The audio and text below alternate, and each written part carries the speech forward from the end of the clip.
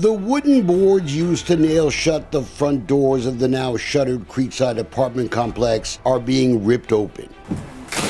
But just for a few moments.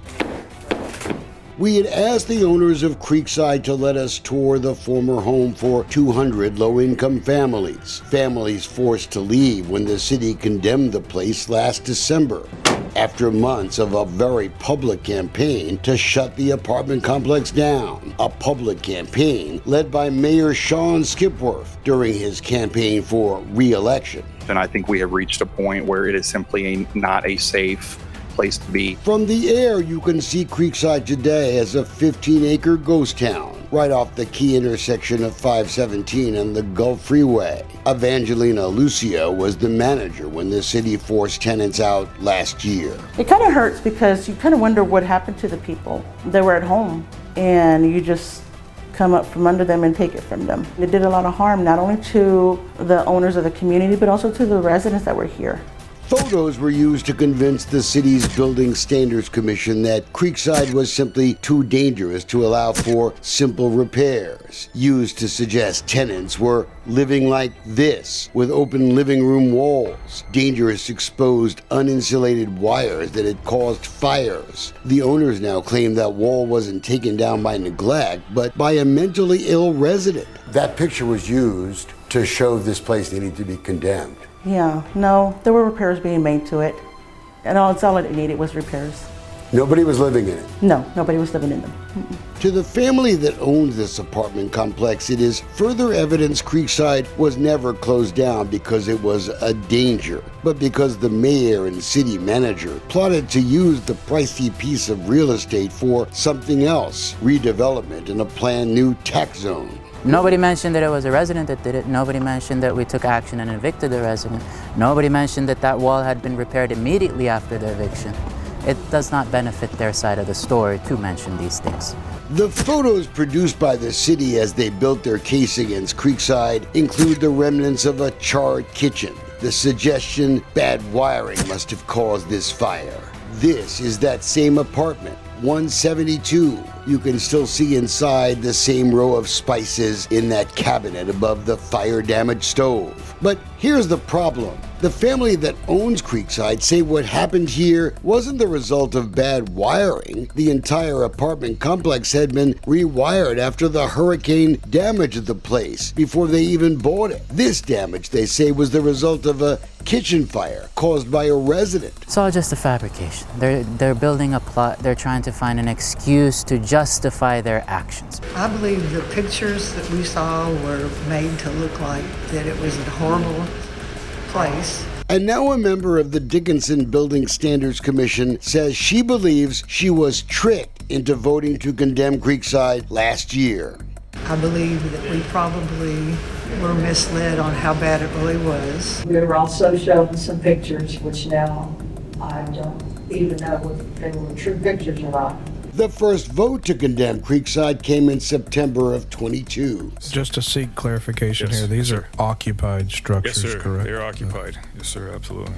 But many of the pictures in the presentation came from buildings that had been unoccupied for years, buildings that had not yet been repaired since Hurricane Harvey ravaged the place. But there clearly were things that needed repair at Creekside, rotting boards along balconies among them. How dangerous they were, still unclear. It was over and over and over. It was repetitious of the violations and condition. But look at the words inspectors put on this photo. Appears to be sewage. Was this puddle even tested before city inspectors used this picture as evidence? Could it instead have been the result of an overflowing sink? Or just another example of Dickinson's horrible drainage problems? You know they've hired Tony Busby, by the way. You do know that, right? To sue the city? He took a $30 million property and now it's worth virtually nothing. It was that question in August that triggered a panic at Dickinson City Hall. It was the first time city manager Theo Melanson learned the Calcan family was preparing to fight back. Right now, this property is 100% vacated. Keep in mind that it's not that I'm not earning money. It said I'm still having to pay the bills. I have hundreds of thousands of dollars in mortgages. I'm paying it all out of pocket right now. No money is being generated. I move to approve to retain Rusty Harden and Associates for special counsel. The city of Dickinson has now hired Rusty Harden to defend against an impending lawsuit that could bankrupt the city. The narrative that is being spun here that we have, we came in to shut this place down and that everything was great and that there was no problems is false. The public at large says that place was terrible and it should have been shut down. That statement, along with some emails we now have, may come back to haunt the mayor of Dickinson, and taxpayers too.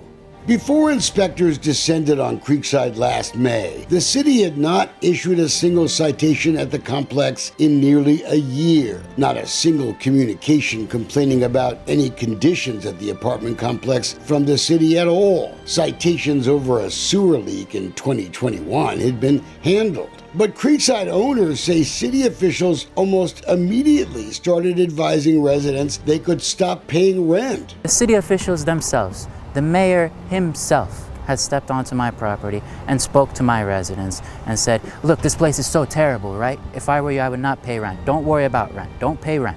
We had to file a lawsuit to get Dickinson to start coughing up records. Among the documents, a draft press release announcing the closing of Creekside a day before the inspections even occurred. A local nonprofit already involved in plans to relocate the tenants. That May inspection did find violations, quoting, all buildings on the property are lacking in continuous maintenance. But there was also a sudden flurry of mold complaints from a handful of residents, complete with pictures. One of the complaints of mold came from here, apartment 21.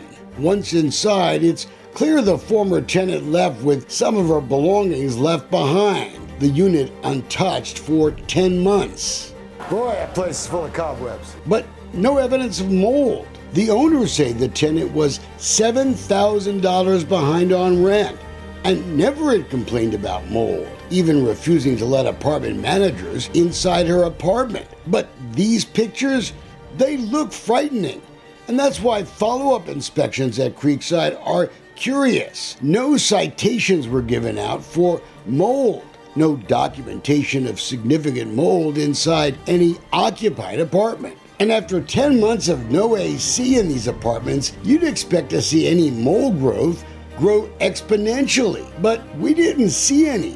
After months of it being shut down, today we're not seeing any mold. And those specific units, you and I went and we visited them personally, there is no mold in those units. Even in September, when city officials first sought the condemnation of Creekside, that alleged widespread mold problem wasn't even mentioned. We sought to see the notes of that inspection, used to create this report with all those pictures. But the city says they can't find the records. Videos on the city website detailing the votes to condemn Creekside are suddenly gone. But that's not all that's missing. A speech Susan Wilcox made at the Building Standards Commission meeting a few weeks ago is also gone. No audio or video. Luckily, our camera picked up her comments from across the room. I'm respectfully asking that this board table or abstain any further business with the Creekside properties until this issue is settled. The Building Standards Commission in Dickinson backed off plans to condemn Creekside last year until a bolt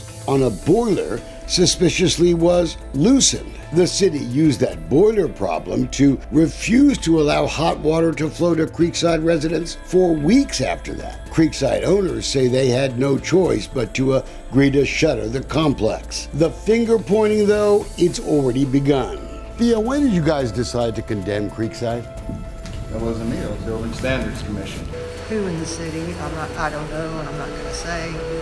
City managers, somebody feels like that property is worth a lot more than having an old apartment complex there. Upset because Wilcox now believes they only voted to do what city officials convinced them to do. She now thinks it may really be about real estate deals. Weeks before the condemnation of Creekside, city officials were getting briefed on the taxable value of the property. But why? The city has so far refused to turn over any other communications on a special tax zone the mayor was trying to create. Creekside sits right in the middle of those economic plans, mostly being carried out in secret from Dickinson taxpayers. And if this lawsuit happens, there's nothing left. And that's the truth. Dickinson Chamber of Commerce President Dawn King says that impending Creekside lawsuit was the final straw. The chamber is closing down at the end of the year amidst declining sales tax revenue for the city. When I made that decision, I broke my own heart. And that's the truth. Believe it. You're sad for the city. I'm sad for the city and I'm scared. I grew up here.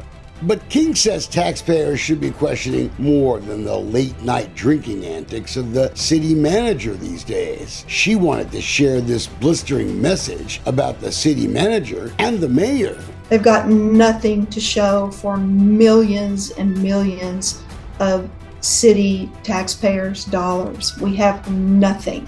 We have less than we had when they showed up. The Galveston County DA's office is now investigating some of those real estate deals, handled by a company called ProSource. A city councilman is tied to that company, listed on invoices as the project manager. Can you explain why you're listed as the project manager on those invoices? Other than it's probably a mistake. Really? A mistake that was made over and over again? Probably. That, and I'm listed as project manager on a lot of projects. Even ones you don't do? Mm-hmm. The secretive real estate deals have helped fuel the unusually large legal bills that the Dick of Dickinson and his friends are racking up from the law firm of Olson and Olson. More than $645,000 in bills in less than 2 years. Those bills include payments to the law firm to help defend the exodus of city employees. 126 have left the city in 2 years, including the top building official who worked on the Creekside case, the fire marshal, the latest to turn in her resignation. The continued exodus of city employees is blamed in part on their treatment by the city manager and the mayor. It's why an emotional chamber president wanted the more than 125 chamber members to know she is deeply worried that Dickinson won't survive. This is the last thing I can do for you. This is the last thing I can do for the businesses, is to be honest with you and tell you it is the truth. I'm sorry. I wish it wasn't.